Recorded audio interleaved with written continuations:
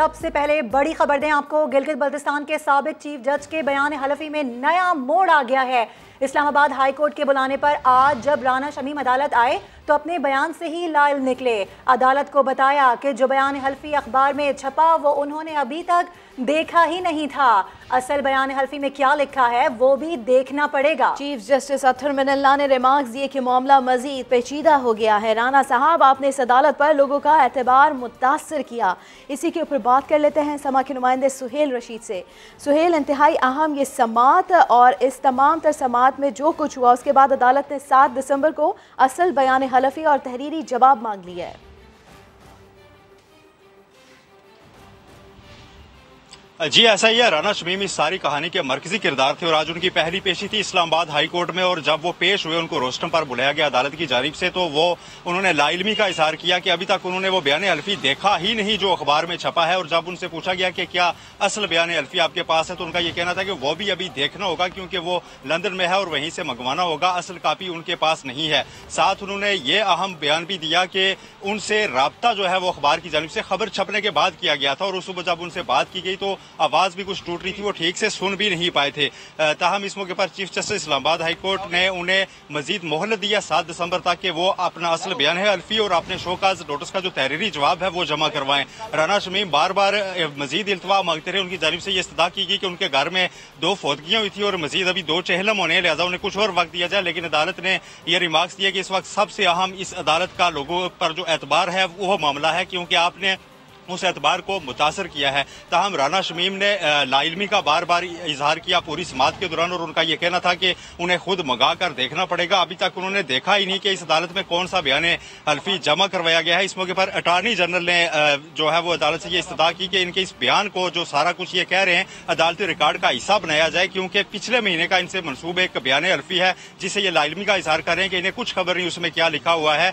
दूसरी जानिब इन्हीं से मनसूब ये खबर छपी है कि इनको 3 साल पुरानी साबिक चीफ जस्टिस पाकिस्तान की पूरी गुफ्तगू याद है कि इन्होंने किससे क्या बात की थी, तो ऐसा तो मुमकिन नहीं है। अटॉर्नी जनरल ने इस मौके पर यह भी कहा कि अब इस सारे बयान के बाद जो मीडिया का किरदार है वो सानवी हो गया है, असल जिम्मेदारी अब राना शमीम पर आयद होती है। लेकिन चीफ जस्टिस अतहर मिनल्ला ने यह रिमार्क्स दिए। उनका यह कहना था कि अगर राना शमीम ये कहते हैं कि उनका कोई बयान हल्फी मौजूद ही नहीं और उन्होंने जो कुछ छपा है वो उनका नहीं कहा हुआ, तो इसके बाद जिस अखबार ने यह खबर छापी है उस पर भारी जिम्मेदारी आयद होती है। ताहम अब 7 दिसंबर तक ये समात मुलतवी कर दी गई है और राना शमीम को मोहलत दी गई है आखिरी कि वो शोकाज नोटिस का तहरीरी जवाब जमा करवाएं और इसके साथ जो असल बयान हल्फी है उसकी कापी भी अदालत में पेश करें क्योंकि अभी तक वो मौजूद नहीं है। इस मौके पर जो दीगर फरीकेन थे मीर शकील रहमान, अंसार अब्बासी, आमिर गौरी, वो भी कमरा अदालत में मौजूद थे, वो भी पेश हुए थे। उन तीनों की जानिब से तहरीरी जवाब शोकाज नोटिस के पहले ही जमा करवाए जा चुके हैं लेकिन राना शमीम का बयान ही अभी तक आना बाकी है जिसके लिए अब उनको 7 दिसंबर की नई तारीख दी गई है और उन्हें तमाम फरीकेन को जाती हैसियत में भी आइंदा समात पर भी तलब किया गया है। मीर शकील रहमान की हद तक उन्हें कहा गया, उनकी जानिब से यह बताया गया था कि वो मसरूफ है, 7 तारीख को किसी और अदालत में पेश होना है। उन्हें कहा गया कि आप एक इस्तिस्ना की दरखास्त दे देना, लेकिन समात जो है वो अब 7 दिसंबर तक मुलतवी कर दी गई है। ठीक है सोहेल, हमारे साथ ही मौजूद रहिएगा। अपने नाजरीन को बताएं कि साबिक चीफ जज गिलगित बल्तिस्तान के बयान हल्फी में नया मोड़ आया है। अहम समात के बाद हम देख रहे हैं कि कुछ चीज़ें चेंज होती नजर आ रही हैं, कुछ डेवलपमेंट सामने आई हैं। साबिक चीफ जज राना शमीम अपने बयान हल्फी से लाइल्म नजर आए। राना शमीम की जानिब से मौक़िफ़ इख्तियार किया गया कि अखबार में छपने वाला बयान हल्फी अभी देखा तक नहीं है। राना शमीम का इस्लामाबाद हाई कोर्ट में ये बयान सामने आया है। साथ ही साथ उनकी जानिब से ये बयान भी दिया गया कि असल बयान हल्फी में क्या लिखा है वो देखना अभी बाकी है, जिस पर चीफ जस्टिस अतहर मिनल्ला ने कहा कि मामला मजीद पेचीदा हो गया है। राना साहब, आपने इस अदालत पर लोगों का एतबार मुतासर किया है। अदालत की जानिब से इस्तफसार किया गया कि आपने अखबार को कोई बयान हल्फी जारी नहीं किया, ऐसा सवाल किया गया, जिस पर आपको बताएं कि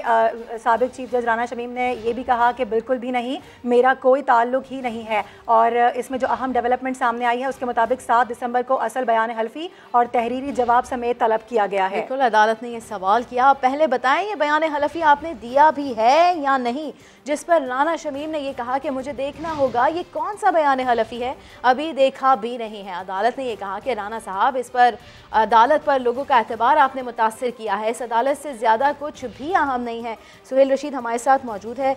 सुहेल, राना शमीम, उनकी जानिब से जिस तरह से ये कहा गया कि जो बयान हल्फी जमा हुआ वो अभी तक देखा नहीं है, अखबार को कोई बयान हल्फी जारी नहीं किया, ना ही कोई ताल्लुक है, और ये भी फिर बाद में कहा गया कि खबर शाया होने के बाद रब्ता किया गया, तो ऐसे में जो सहाफ़ी थे अंसार अब्बासी, उनकी जानिब से कोई मौक़िफ़ सामने आया?